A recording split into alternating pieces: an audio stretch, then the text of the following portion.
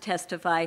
There were about 20 experts that many of us had been pushing that Congress invite to testify. They didn't pick any one of them.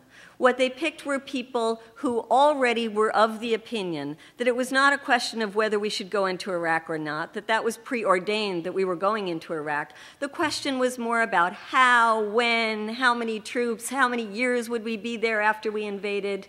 It was a sham. It was a disgrace.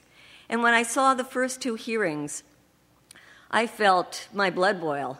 And when I saw that the next hearing was one in which Donald Rumsfeld was going to testify before the Armed Services Committee, I felt that I had to be there.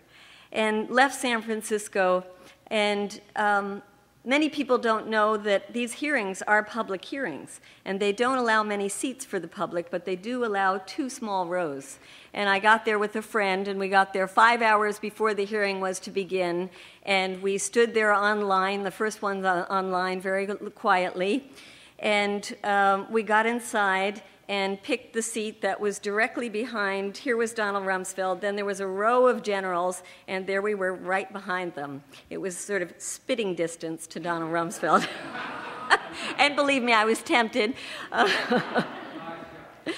And he started to talk, and he started to say why it was that going to war against a country that has not attacked us, going to war against a country where we had no idea whether they were even developing weapons of mass destruction, was somehow absolutely essential for the well-being and security of us here in the United States.